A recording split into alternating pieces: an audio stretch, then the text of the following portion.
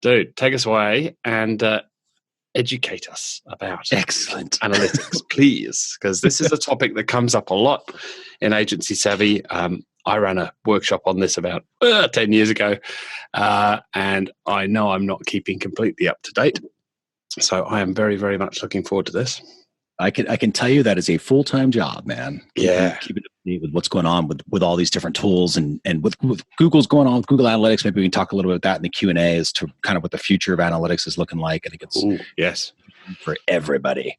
But just to kind of jump into this, like when Mike and I were talking, it was like, okay, how do we sort of make this relevant for everybody here, right? So we're working with agencies, and as an agency owner or somebody who's working inside of an agency, your whole job is to figure out how to either get clients. Maybe you've got your own funnels and you're trying to figure out how your own funnels and customer journeys are working, or it's to keep your existing clients that you've got, and you want to be able to explain your story and justify all that ad spend, right? And show the results that are coming from that ad spend.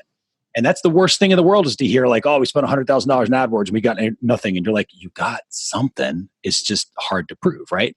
And so that's what analytics platforms can help us do. And Google Analytics in particular, which is kind of where we come from. A real quick little bit about myself, for those who are not familiar with who I am. My name's Chris Mercer. I go by Mercer, so feel free to call me Mercer. I'm the co-founder of a company called measurementmarketing.io, which of course you can find at measurementmarketing.io.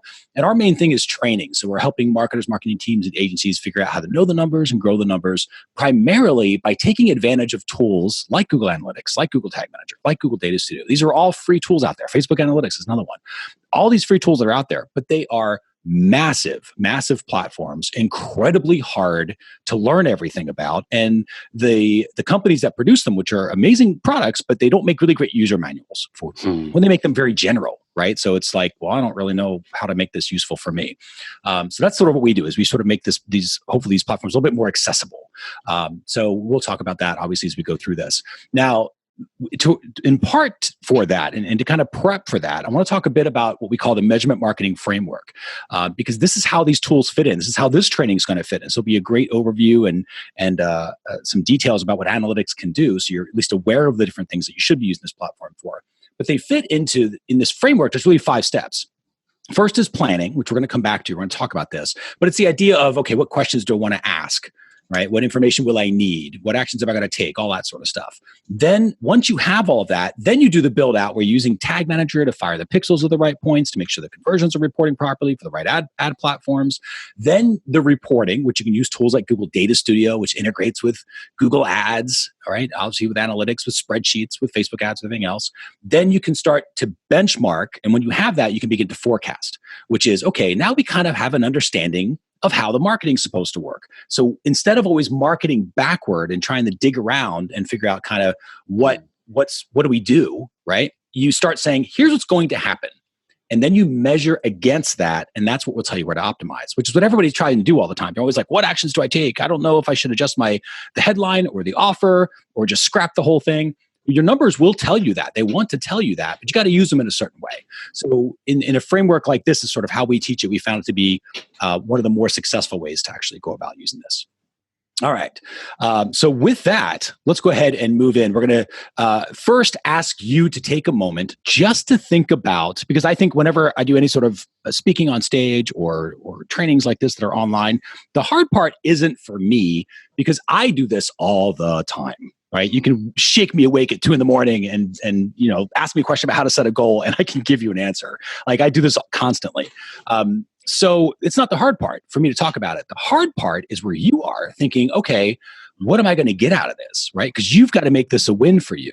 And so I want you to think about that. I'm going to go over kind of what to expect from this particular one, so you can kind of set some goals now and say, okay, based on what's coming up, like, here's the thing that I'm most interested in, or here's the thing that I think I want to take, and just kind of jot that down. Be ready to take a bunch of notes, because there's a lot coming your way. Oh, I've seen the slides. There is, and this is exactly This is going to be monumental in terms of how much I'm covering in how short period of time. And this is where one thing comes in, because one thing is actionable. 700 different things that you found out about in a webinar, not actionable at all. Right? It's just confusing and overwhelming. And you're like, okay, I have no idea what just happened. So I'm going to cover a lot of things. Your job is to say, that's my one thing. That's your win. As soon as you get that one thing, one new idea, one new concept, one new feature you didn't know about, one new way of looking at something that changes how you look at it or how you use the thing, you go, great, that's the win. That's the thing I'm going to put it in action. Then once you've practiced it and you've made it sort of your skill, and only with practice will it be your skill, right? Me just showing you something is not going to make you a master at this. Practice will. But when you practice it, it becomes your skill. Then rewatch this training. It's the beauty of the membership, right? You get to come back, you get to rewatch the training. Then you will pick up another one thing. I promise you, you will see it with a new set of eyes. And you'll go like, oh, wow, I didn't see that last time, but now I see that, because you're ready to see that. So that's what this training is designed to do, is to give over and over and over again, but ideally one thing at a time. And you're the one that needs to make that call. You're the one that says, okay, cool, this is the one thing for me. All right. So here's what we're going to go over. First, 4 key questions Google Analytics is here to answer. This is really to help get everybody up to speed. So no matter where you are, if you just found out Google Analytics was a thing, this will make sense for you. And if you've used Google Analytics for a while, but maybe you just haven't thought about it in terms of this will help. The second thing that we're going to move on to after that is the setup of Google Analytics. And we're going to cover some of the basic areas that I think are skipped most of the time. And it's when I was thinking about this and Mike and I were talking, it was like, what can I do to give the most value possible to help you get the most that you can from this tool with as little effort on your part? Because we're all busy doing other things, right? Not everybody wants to be in analytics all day. So the setup is one of those things. And we're going to talk about some of the aspects of that.